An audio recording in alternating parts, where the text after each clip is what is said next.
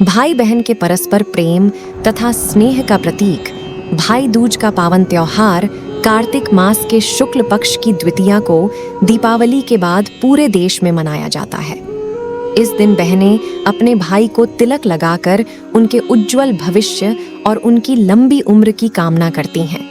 इस पर्व को यम द्वितीया भी कहा जाता है। इसका मुख्य संबंध यम तथा उनकी बहन यमुना से है। इस त्योहार के पीछे एक किंवदंती ये है कि यम देवता ने अपनी बहन यमुना को इसी दिन दर्शन दिया था, जो काफी समय से उससे मिलने को व्याकुल थी। अपने घर में भाई यम के आगमन पर यमुना ने प्रफुल्लित मन से उनकी आवभगत की। यम ने अपनी बहन के इस व्यवहार से प्रसन्न होकर वरदान दिया कि इस दिन भाई बहन दोनों यमुना में स्नान करेंगे तो उनकी मुक्ति हो जाएगी। यही कारण है कि इस दिन यमुना नदी में भाई बहन के एक साथ स्नान करने के महत्व के कारण यमुना नदी के तट पर स्नान करने वालों की भीड़ देखी जा सकती है। कहते हैं कि अपने भाई से यमी ने यह वचन भी लिया था कि जिस प्रकार आज के दिन उसका भाई यम उसके घर आया है, हर भाई अपनी बहन के घर जाए। तभी से भाई बहन के मध्य भाई दूज पर्व मनाया जा रहा है। सूर्य भगवान की पत्नी संध्या देवी की 2 संतानें हुईं, पुत्र यमराज एवं पुत्री यमुना। एक बार संध्या देवी अपने पति सूर्य की उद्दीप्त किरणों को सहन न कर सकी तथा उत्तरी ध्रुव प्रदेश में छाया बनकर रहने चली गई। उसी छाया में ताप्ती नदी एवं शनिदेव का जन्म हुआ। छाया का व्यवहार यम एवं यमुना से विमाता जैसा था। इससे खिन्न होकर यम ने अपनी अलग यमपुरी बसाई। यमुना अपने भाई को यमपुरी में पापियों को दंडित करने का कार्य करते देख गोलोक चली आई। यम एवं यमुना काफी समय तक अलग अलग रहे।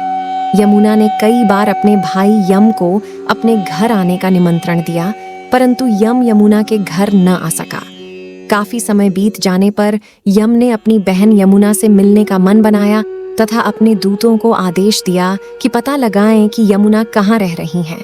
गोलोक में विश्राम घाट पर यम की यमुना से भेंट हुई। यमुना अपने भाई यम को देखकर हर्ष से फूली न समाई। उसने हर्ष विभोर हो अपने भाई का आदर सम्मान किया, उन्हें अनेकों प्रकार के व्यंजन खिलाए। यम ने यमुना द्वारा किए सत्कार से प्रभावित होकर यमुना को वर मांगने को कहा। उसने अपने भाई से कहा कि यदि वह वर देना चाहते हैं तो मुझे यह वरदान दीजिए कि जो लोग आज के दिन यमुना नगरी में विश्राम घाट पर यमुना में स्नान तथा अपनी बहन के घर भोजन करें, वे तुम्हारे लोक को न जाएं। यम ने यमुना के मुंह से ये शब्द सुनकर तथास्तु कहा। तभी से भैया दूज का त्योहार मनाया जाने लगा। भैया दूज की कहानी एक बहन के 7 भाई थे। वह उन्हें बहुत प्यारी थी। उसका पति अपने माँ बाप का इकलौता बेटा था, जिसके होने पर की गई मनौतियों को पूरा न करने से देवता अप्रसन्न थे। क्रुद्ध होकर देवताओं ने पुत्र तथा पुत्रवधू को मार डालने का निर्णय किया। उस बहन को किसी तरह इसका पता चल गया। उसने भावी जीवन में आने वाली दुखों की कल्पना करके उपचार के तरीके सोचकर अपने भाइयों से ससुराल जाने की जिद की। यद्यपि वे बिना बुलाए नहीं भेजना चाहते थे, पर बहन के न मानने पर डोली सजाकर भेज दी। उसने अपने पास दूध, मांस तथा ओढ़नी रख दी। थोड़ी दूर जाने पर देवताओं के प्रकोप से डोली का रास्ता सांप ने रोक लिया। बहन तुरंत दूध सांप के सामने रखकर आगे बढ़ गई। थोड़ी दूर और आगे जाने पर उस पर शेर झपटा तो उसने मांस फेंक दिया। शेर मांस में रुचि लेने लगा और कहार डोली लेकर आगे बढ़ गए। रास्ते में यमुना जी थीं। ज्यों ही कहार डोली को यमुना से पार करने लगे। यमुना ऊंची लहरें उठाकर डोली को आत्मसात करने लगी। बहन ने ओढ़नी समर्पित कर यमुना की लहरों को शांत कर दिया। नववधू को बिना बुलाए घर पधारी पाकर ससुराल वाले आश्चर्य में पड़ गए। बहन ने आदेश दिया कि उसके गृह प्रवेश के लिए घर के पिछवाड़े फूलों का दरवाजा बनवाया जाए। दरवाजा बना। ज्यों ही वह पार करने लगी, द्वार उस पर गिर पड़ा। फूलों का द्वार होने के कारण चोट न आ पाई। घर में प्रवेश करके उसने सबसे पहले स्वयं खाना खाने का हठ किया।